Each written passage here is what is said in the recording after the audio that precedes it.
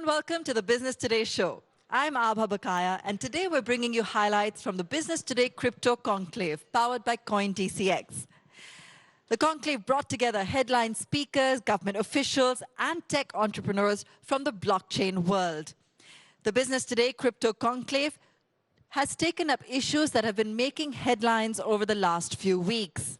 From crypto regulation to taxation of crypto assets to the new craze of NFTs. We dive in deep in some of these issues. First up, Electronics and IT Minister Rajiv Chandrasekhar talks about the status of crypto regulation. Listen in to what the minister had to say about the governance of disruptive technology and learnings from the blockchain world at the Business Today Crypto Conclave.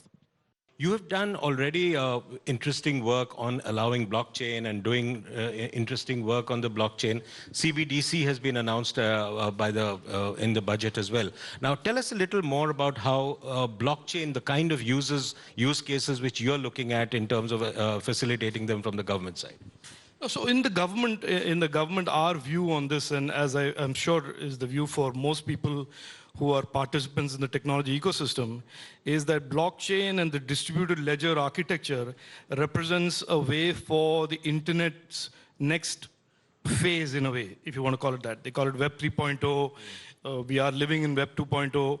And so in a sense, that transformation of the internet, that jump to Web 3.0 is something that India's entrepreneurs and India's startup ecosystem should be leading.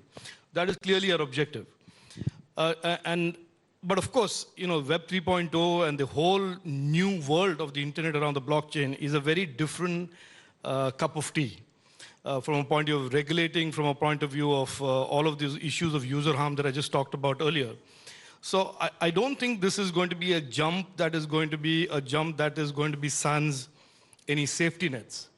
So at the ministry, at the government, it is our job and our mission to make sure that that leap, that transformation that we make is driven by our entrepreneurs, driven by our startup and innovation ecosystem, but the safety net for the consumers of the internet, and there are going to be 1 billion consumers in India very soon, consuming the internet and consuming services and products of the internet, that there is a clear safe net of safety so that the internet in India as a consumer experiences it is always open, safe and trusted and accountable. So these broad principal issues are what is guiding the approach that we have to rule making, law making and policy making. And that will extend obviously to blockchain as well. Absolutely. And the, and the entire Web 3.0, yes. Yeah. Now you spoke about innovation, startups. Now that brings us to the point, Mr. Minister, of Young India. Now this government has been very, very vocal about Gen Z, Young India, the aspirational India. And that's actually happening in many of the initiatives which you and your government have taken.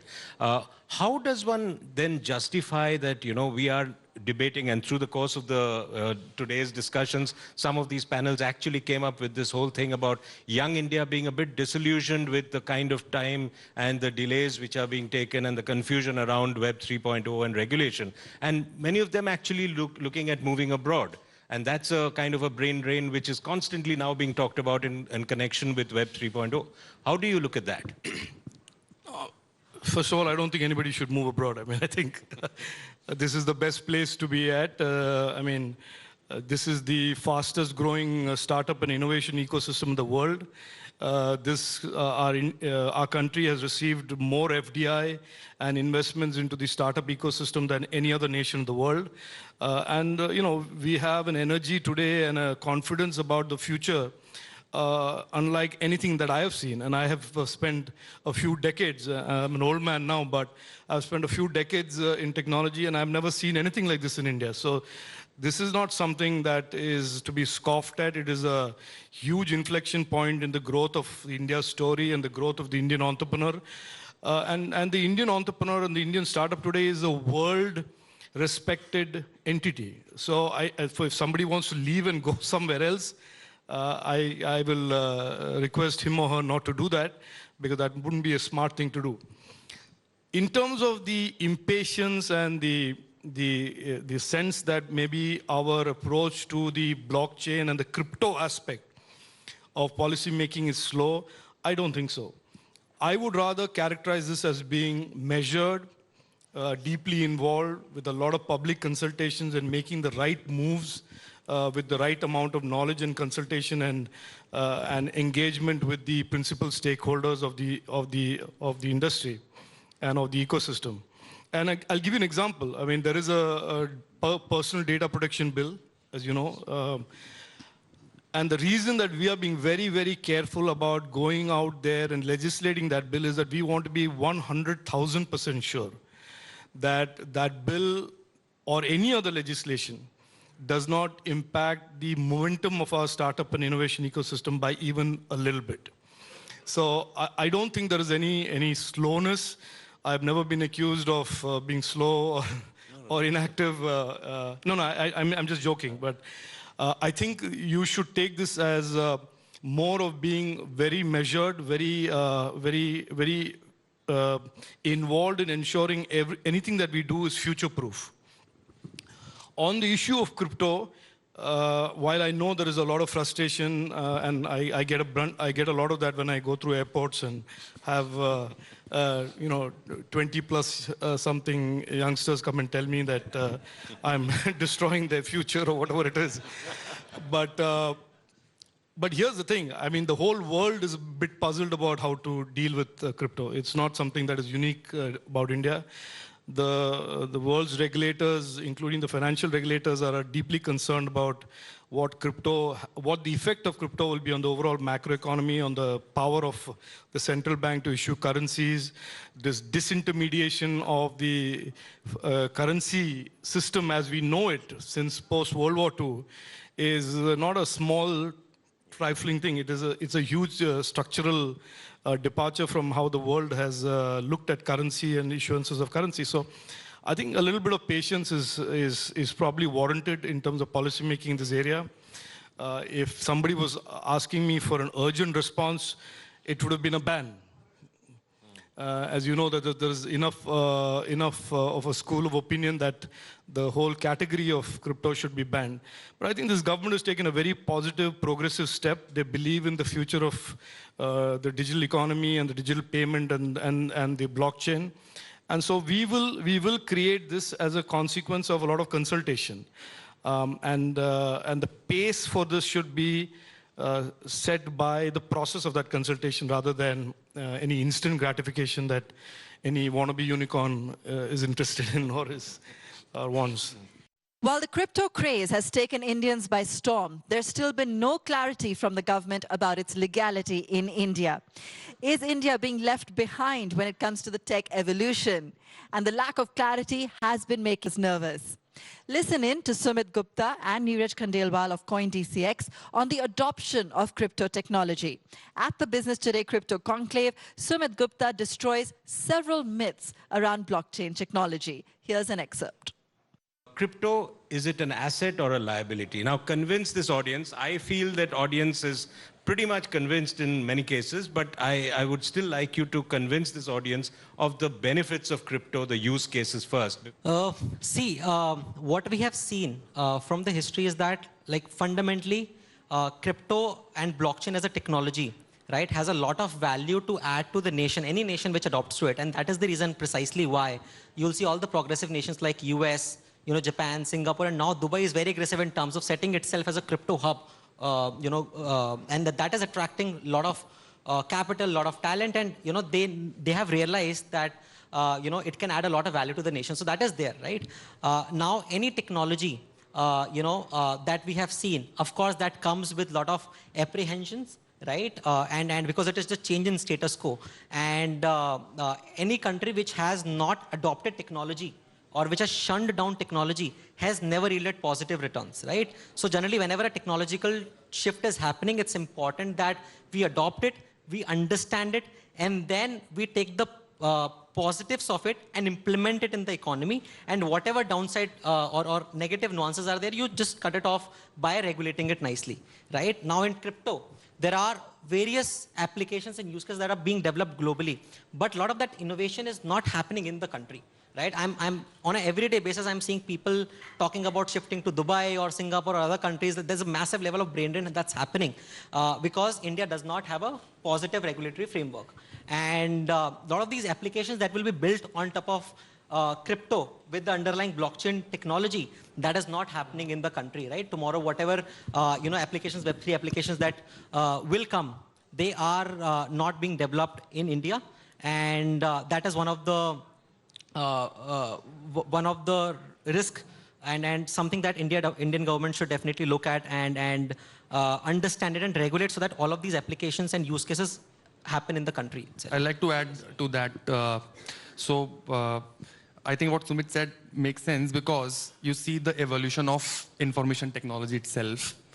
Earlier, back in the days, it was, there were exchange operators, telecom exchange operators, and then people used to make a phone call to someone. It used to go via centralized exchange operators.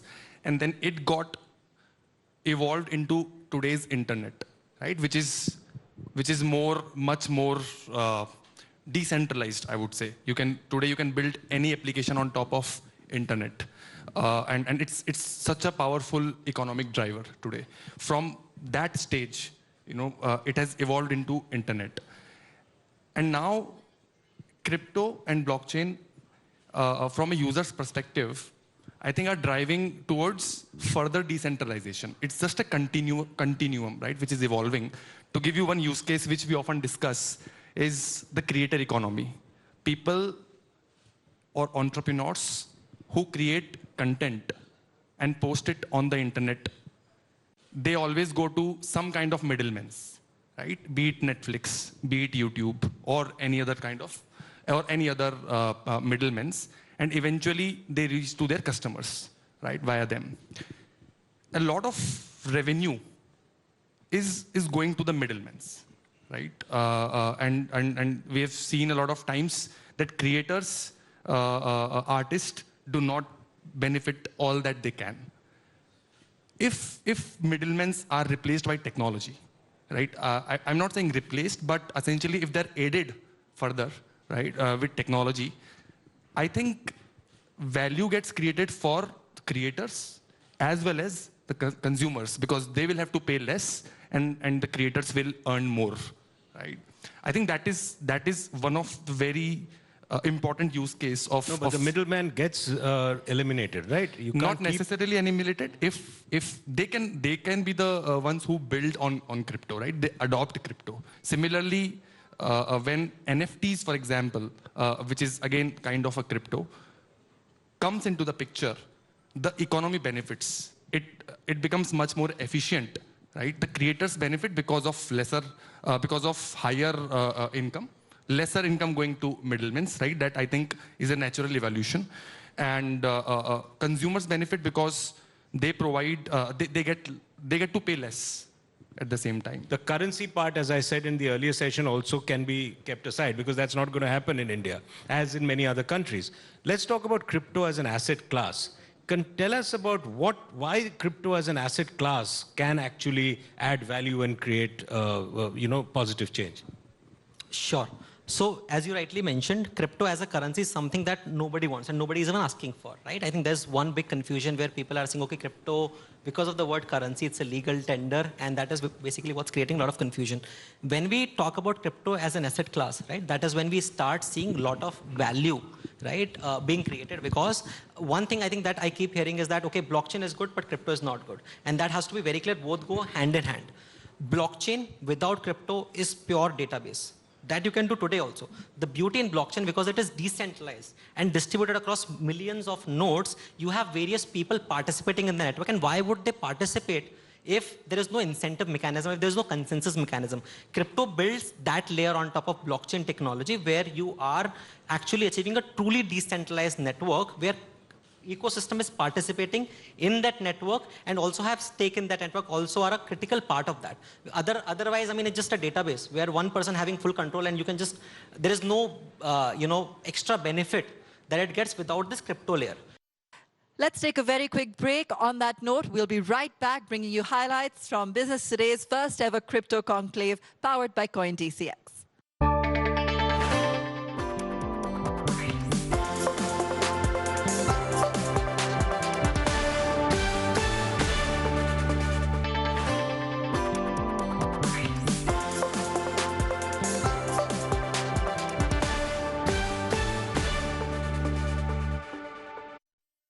Welcome back. Former IT and Communications Minister Ravi Shankar Prasad talks about what is stopping the Indian government from allowing cryptos as a currency.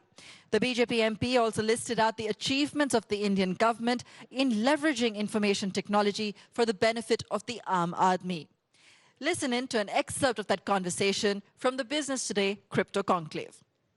Why is it that in 2022, a forward-looking government of which you have been part not just once but twice, and a government which had thought of a convergence bill way before anyone else in the world, perhaps one or two other economies had thought of it, has been unable to deliver the potential of blockchain when it comes to dealing with things like Khosla ka Ghosla? Friends, we are all for blockchain.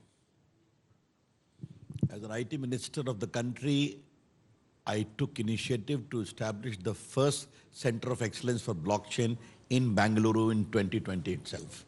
It's doing quite well. We came with after a stakeholder consultation, we have set up a national whole ecosystem for blockchain with the skilling, with research. Therefore, blockchain is most welcome. And kindly give me just 1 minute to give the larger narrative as to why blockchain is a part of the process of evolution of technology. Technology is empowering. Technology facilitates. Technology in many ways educates.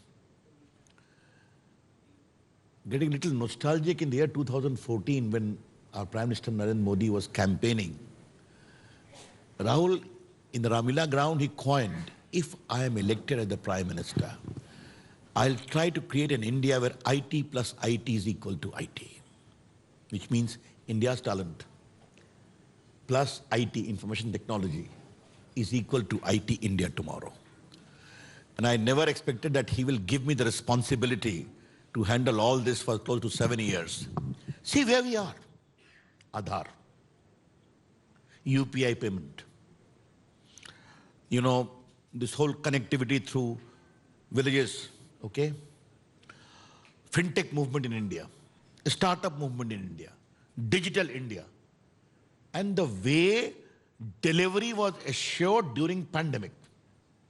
And mind you, it is also a political boon that those who get direct benefit transfer also become your vote because they see a new changing model in the country. All this has happened because of technology. And blockchain, I see as a part of that larger narrative.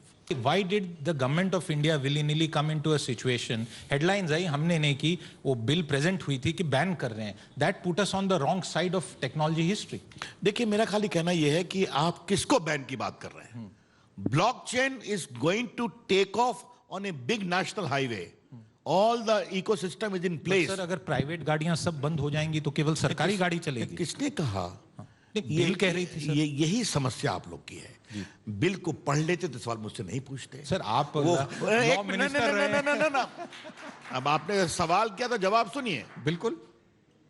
आप उस समय के IT मंत्री और उस समय के कानून मंत्री से बात कर रहे हैं तो थोड़ा विनम्रता से. और हमने आपसे इंटरव्यू भी किए हैं कई बार. मेरा सिर्फ कहना क्या है, उसमें क्या था, क्रिप्टो पर बैन था. Getting my point?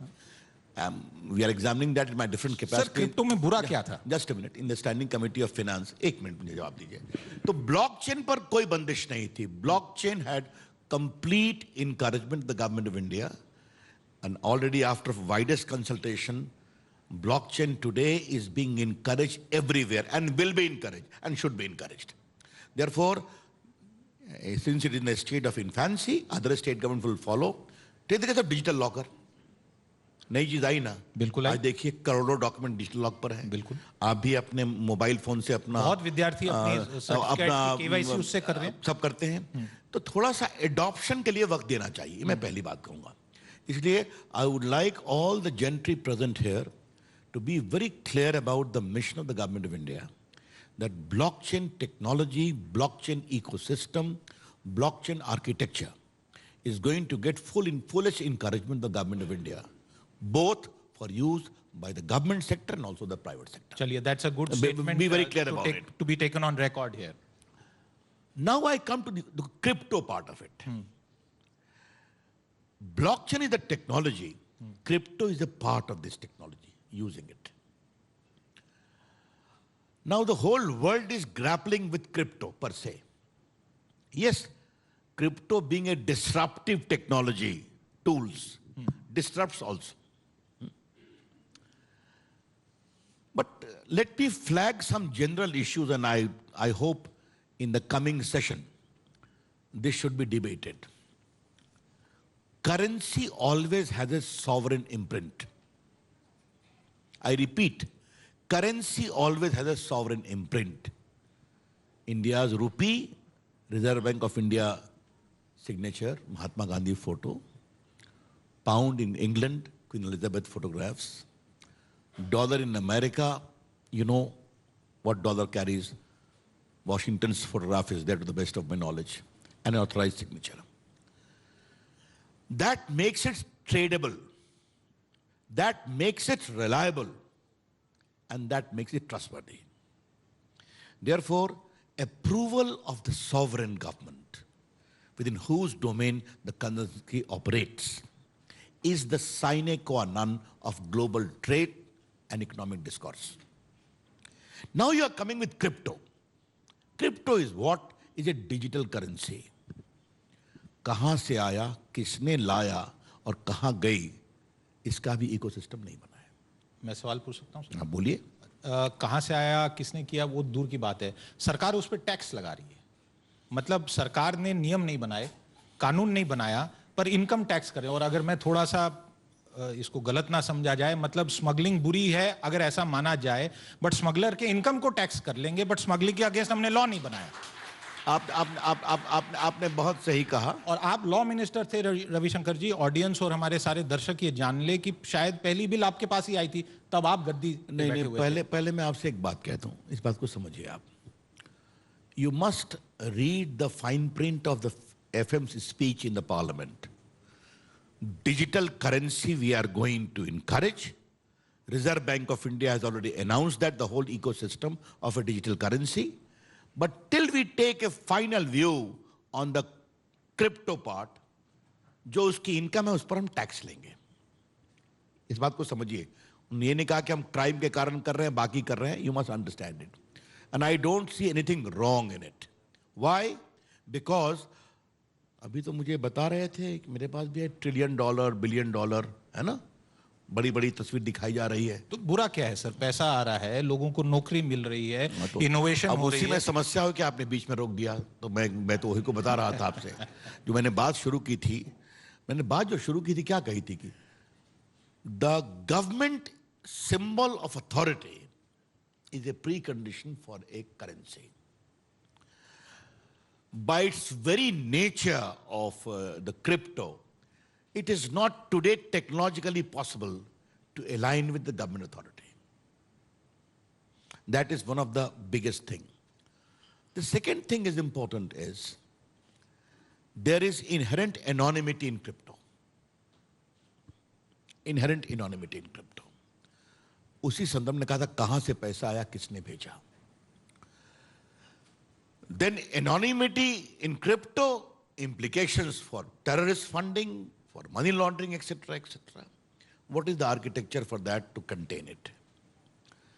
And second, can we ignore the threat of cyber security? Can we ignore the cyber challenges which we face today? Rather than a lighter vein, with the regulations on social media, we have interacted. How much we have to work hard to safeguard the dignity of women. आइए America में complain करिए. आपको याद होगा, तो हमको उसके लिए रेगुलेशन बनाना पड़ा, अब चीज़ें निकली हैं। तो मेरा खाली कहना यह है कि हमने ये कभी नहीं कहा कि इसके खिलाफ है. We only want to tread with caution. That's all the time we have on this edition of the show, but do tune in for further highlights from the conclave on our YouTube channel as well as social media handles. Thanks for watching.